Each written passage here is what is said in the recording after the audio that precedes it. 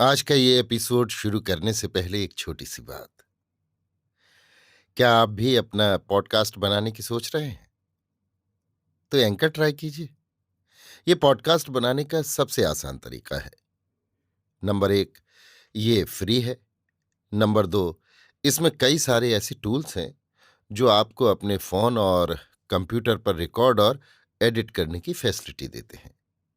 Number 3, आप अपने podcast को डिस्ट्रीब्यूट भी कर सकते हैं, जिससे इसे स्पॉटिफाई और दूसरे प्लेटफॉर्म पर सुना जा सके। तो डाउनलोड कीजिए फ्री एंकर ऐप या विजिट कीजिए anchor.fm पर अपना पॉडकास्ट स्टार्ट करने के लिए। ये तो थी एक छोटी सी जानकारी, और अब शुरू करते हैं एपिसोड का सिलसिला। तो आज के एपिसोड में लीजिए सुनिए ना पार्थसारथी के लिखे उपन्यास तुलसी चौरा का भाग 6, मेरी यानी समीर गोस्वामी की आवाज में। वेणु काका के घर पार्टी खत्म होते होते 10 बज गए थे। वेणु काका और बसंती ने ही नायडू को सुझाया था कि वे रवि और कमली को आमंत्रित करें। उस रात उस प्रेमी युगल को एकांत सुख देने के लिए ये योजना बनाई गई थी। कामाक्षी के कट्टरपन और कठोर नियमों से एक दिन तो मुक्ति मिले। वेणु काका का एस्टेट भी पहाड़ में ही था, पर वहां तक पहुंचने के लिए 4 घंटे की यात्रा करनी पड़ती। पर नायडू का एस्टेट घंटे भर की दूरी पर ही था। वहां ठहरने की अच्छी व्यवस्था थी। नायडू एस्टेट में भी परिवार के साथ रहा करते थे, पर वेणु काका ने अपने एस्टेट में एक छोटा सा गेस्ट हाउस भर बनाया था। यही कारण था कि नायडू के एस्टेट बंगले में रवि और कमली के साथ वेणु काका बसंती भी चले गए। एक कार में नायडू, वेणु काका, बसंती, दूसरी कार में रवि और कमली थे।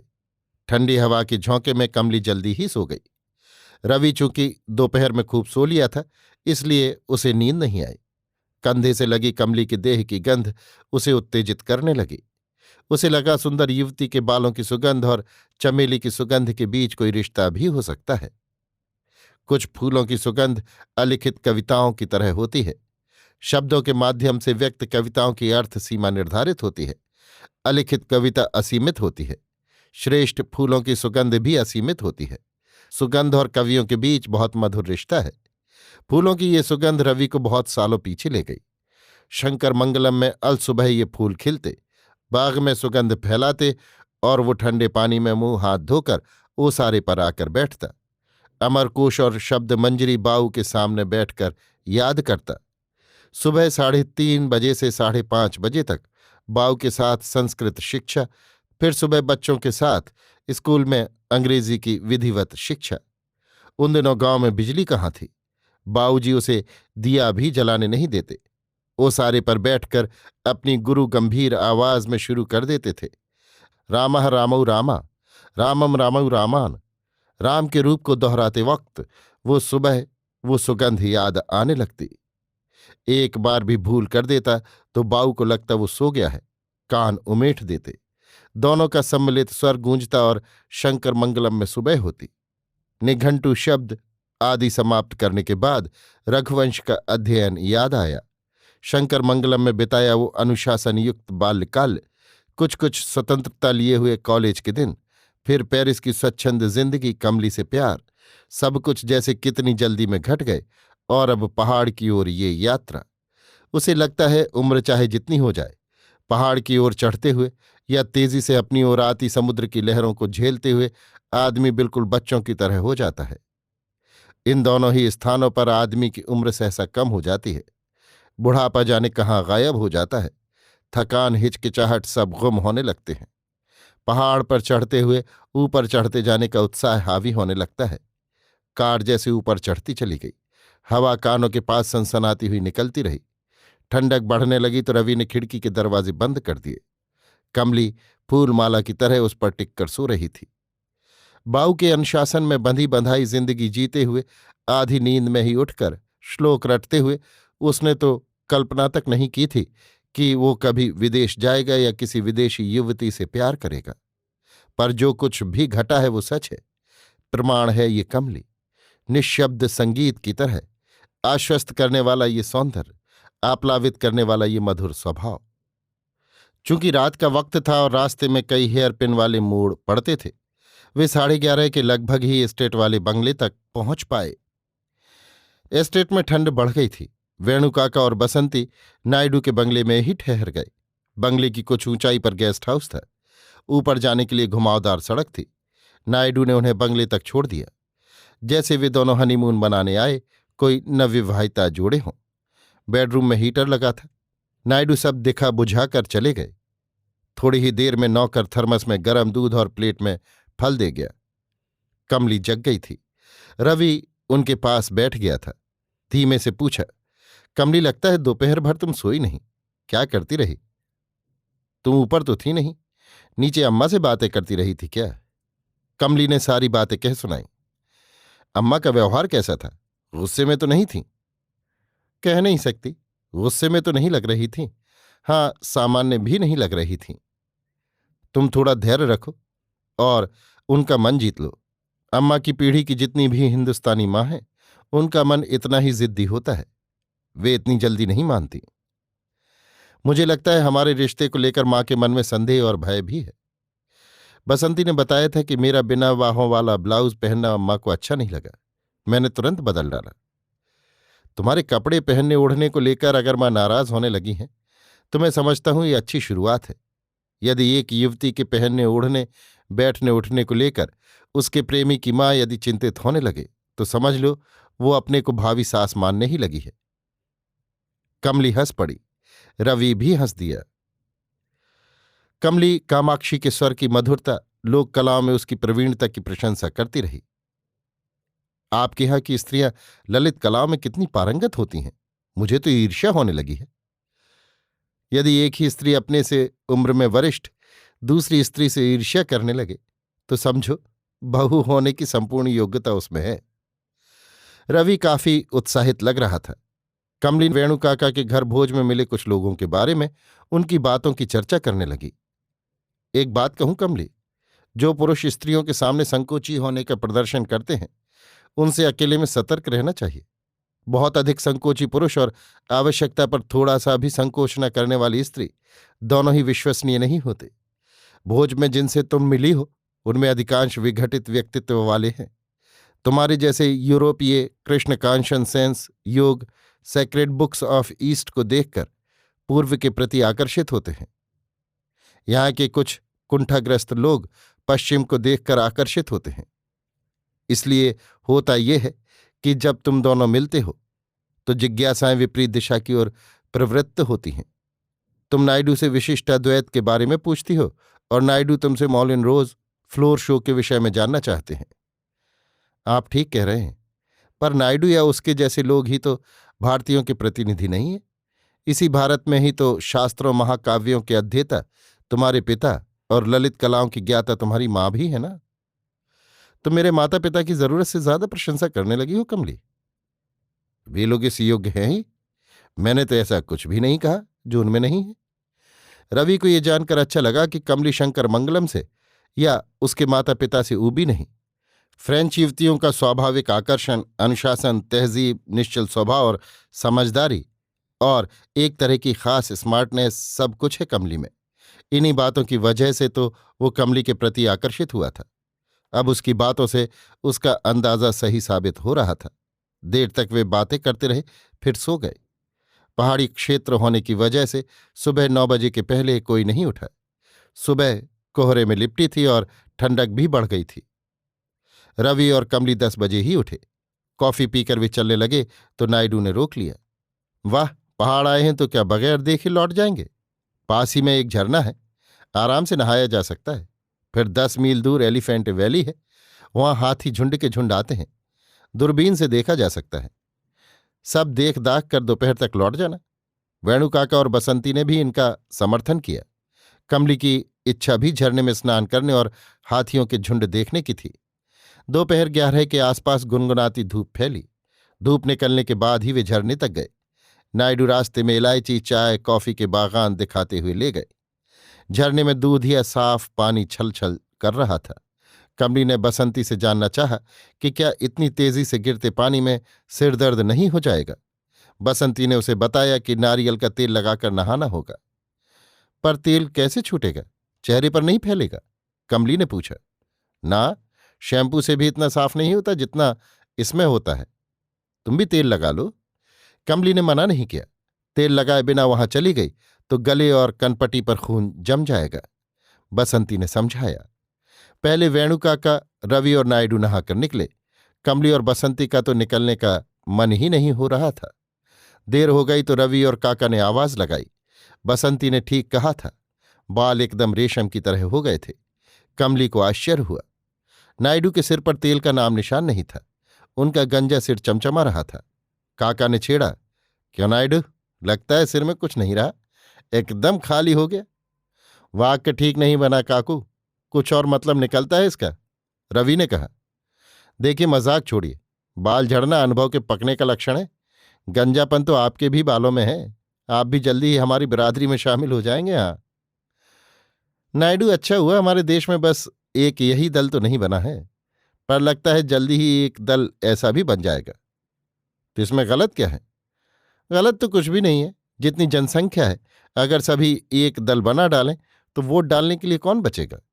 एक एक दल को एक एक वोट मिलेगा, फिर हर व्यक्ति देश का नेता बन जाएगा। जनता तो रहेगी ही नहीं। वेणु काका और नायडू जैसे युवा हो गए थे। युवतियों के कपड़े बदलने तक ये राजनीतिक चर्चा चलती रही। देखा जाए तो हमारे यहाँ की राजनीति और प्लांटेशन की स्थिति एक सी है। रोपाई, कटाई, निराई, सबकी बातें दोनों मिलती जुलती हैं। राजनीति की बातें भी प्लांटेशन की ही भाषा में की जाती हैं।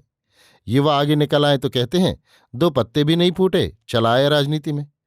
चुनाव में जो जैसा खर्च करता है, बाद में वैसी कटाई भी करता है। असंतुष्ट और विरोधी कार्यकर्ताओं की निराई की जाती है।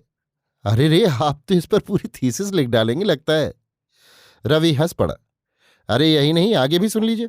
खेत में जैसे बीज पड़ जाता है और फसल उगाती है, ठीक इसी तरह परिवार में एक राजनीतिज्ञ ऊंचे पद पर पहुंच जाए तो फिर उस परिवार में वो पद पीढ़ी दर पीढ़ी हस्तांतरित होने लगता है। एलिफेंट वैली चलें? वेणु काका ने बातों की दिशा बदली। कमली और बसंती ने कपड़े बदल लिए थे। जीप से फिर चल दिए वे लोग। आपके घर से कोई साथ नहीं आया नायडू? है कौन वहां साथ लाने के लिए? बच्चे नीचे मैदान में पढ़ रहे हैं, पत्नी बीमार रहती है, गर्म पानी में ही नहाएगी, ठंडा पानी उसे रास नहीं आता। कोई 12 मील चलने के बाद एक मोड़ पर जीप रुक गई। 100-150 फीट नीचे हरी घाटी फैली थी। एक झील भी नजर आया। झील के किनारे काले काले धब्बों की तरह कुछ हिलडुल रहे थे। वो देखिए हाथियों के झुंड। दूरबीन कमली की ओर नायडू ने बढ़ाया। कमली ने दूरबीन से देखा। 10-20 बड़े हाथी, एक आध छोटे हाथी झूमते खेलते साफ उसे नजर आए। उसे छोड़कर बाकी लोग वहां कई बार आ चुके थे, इसलिए उन्हें अधिक आश्चर्य नहीं हुआ। कमली ने हाथियों के बारे में कई सवाल किए। सभी प्रश्नों का उत्तर वेणु काका और नायडू बारी बारी से दिए जा रहे थे। एलिफेंट वैली से लौटते कमली ने नायडू से चंदन का पेड़ देखने की इच्छा प्रकट की। कुछ दूर बाद जीप रुकवाकर नायडू ने कमली को चंदन का एक पुराना पेड़ दिखाया। वन विभाग के लोगों ने पेड़ की एक शाखा पर कुल्हाड़ी चलाई होगी, वहीं से गंध फूट रही थी। कमली ने सूंघ कर देखा। नायडू ने आश्वासन दिया कि 2-3 दिन में वे चंदन का एक टुकड़ा भिजवा देंगे। लौटते में रवि और कमली पिछली सीट पर पास बैठे थे। पहाड़ी हवा की ठंडक और झरने के पानी के सुख ने उनके उत्साह को दूना कर दिया था। कमली के कानों के पास झुककर बोला, कमली, मेरे लिए तो तुम ही चंदन का पेड़ हो। तुम्हारे शरीर में जो इतनी सुगंध है, वो चंदन के पेड़ में क्या होगी? मैं इसीलिए तो जीप से उतरा ही नहीं। चंदन का वृक्ष तो मेरे पास है ही। कमली उसे देखकर मुस्कुरा दी। बंगले की ओर लौटते दूर क्षितिज में इंद्रधनुष निकल आया था। पहाड़ की हरियाली, हल्की बूंदाबांदी, जंगल की महक, इंद्रधनुष, पूरे माहौल में बिल्कुल बच्चे हो गए थे वे। दोपहर में नायडू ने भोज का आयोजन किया था। भोजन समाप्त करके कुछ देर आराम करने के बाद ही वे निकल सके। आप जब तक भारत में हैं, कभी भी यहां आकर ठहर सकते हैं। आपका अपना ही घर समझें। रवि और कमली से नायडू बोले। हरी इलायची की एक माला कमली को भेंट में दी। कमली उसकी बुनावट को देख आश्चर्य में पड़ गई। वीकेंड में कहीं निकलना हो तो इससे बढ़िया जगह कोई नहीं हो सकती, वेणु काका ने कहा। वे लोग यहां आएंगे तो अब की बार अपने गेस्ट हाउस की चाबी भी दे देंगे, बसंती ने कहा। नीचे आते आते 3 बज गए थे। रवि और कमली जब घर पर कार से उतरे 4:30 बज गए थे। ओसारे पर शर्मा जी इरेमुड़ी मणि से बातें कर रहे थे। इरेमुड़ी मणि ने रवि का उत्साह के साथ स्वागत किया। कमली का परिचय करवाया गया। इरेमुड़ी मणि नाम का उच्चारण करती हुई कमली ने नाम का अर्थ पूछ लिया। रवि ने बताया कि ये देव शिखामणि का रूपांतरण है।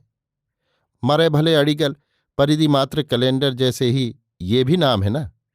कमली ने रवि से पूछ लिया। अरे तमिल भी जानती है ये तो। बैठो बेटा, उनसे भी कहो बैठ जाए, इरेमुड़ी मणि ने कहा। रवि सामने वाले ओसारे पर बैठ गया। कमली नहीं बैठी, शर्मा जी के सामने बैठते सकचा रही थी। शर्मा जी ने भांप लिया। आप लोग बातें करें, मैं अभी मठ के कारिंदों को बुला लाता हूं। कहते हुए वे निकल गए। उनके जाने के बाद तीनों को बातें शुरू करने की स्वतंत्रता मिल गई। कमली रवि से थोड़ा हटकर बैठ गई।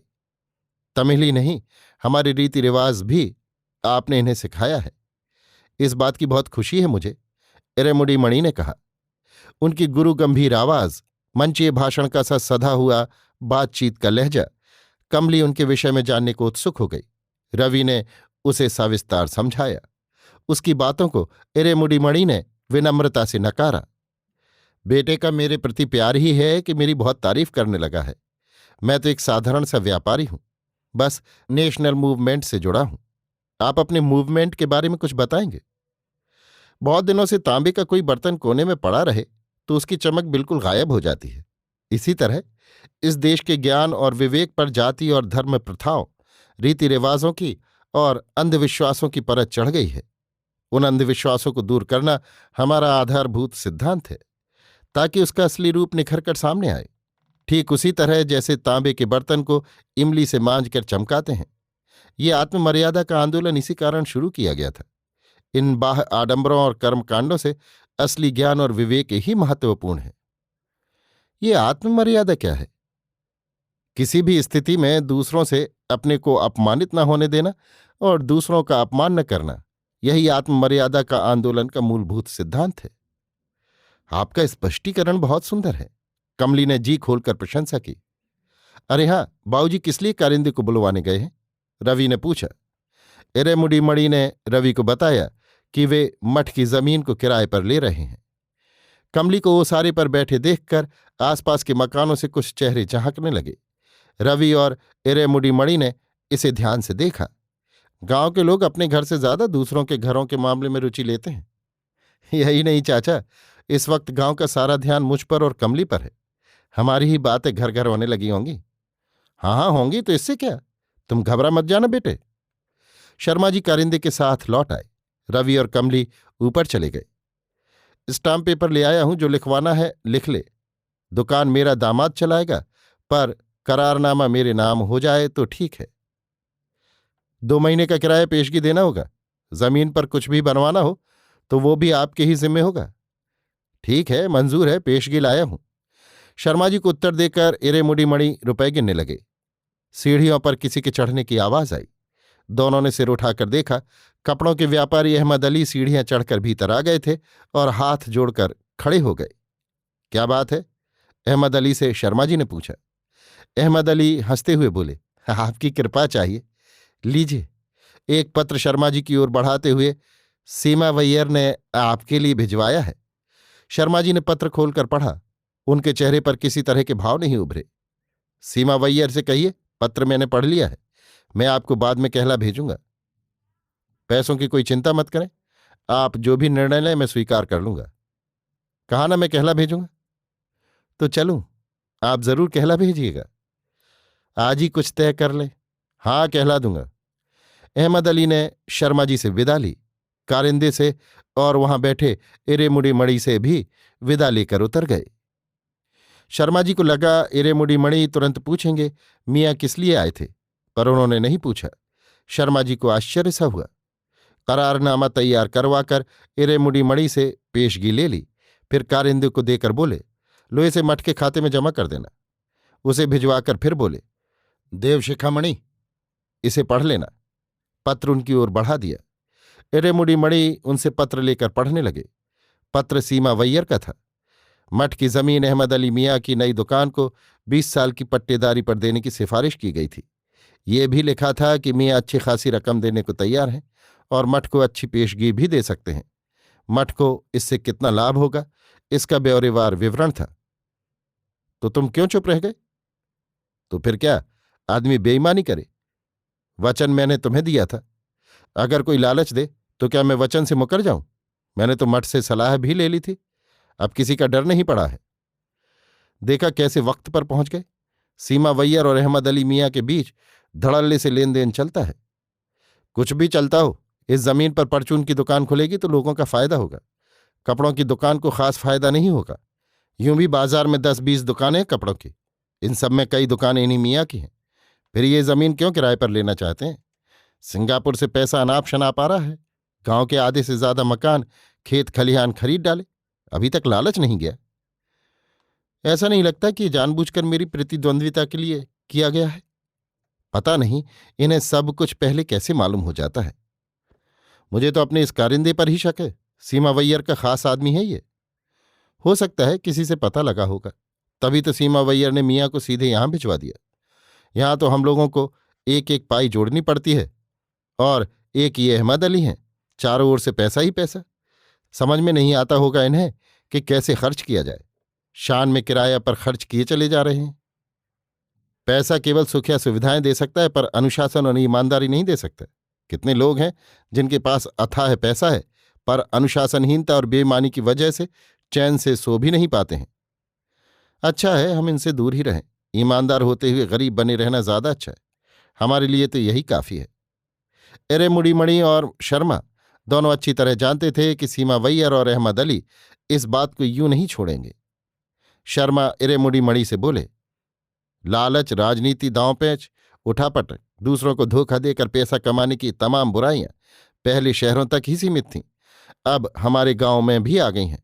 और तो और अब तो लोग दलीलें देने लगे हैं कि इस तरह कमाना कहीं से गलत नहीं है।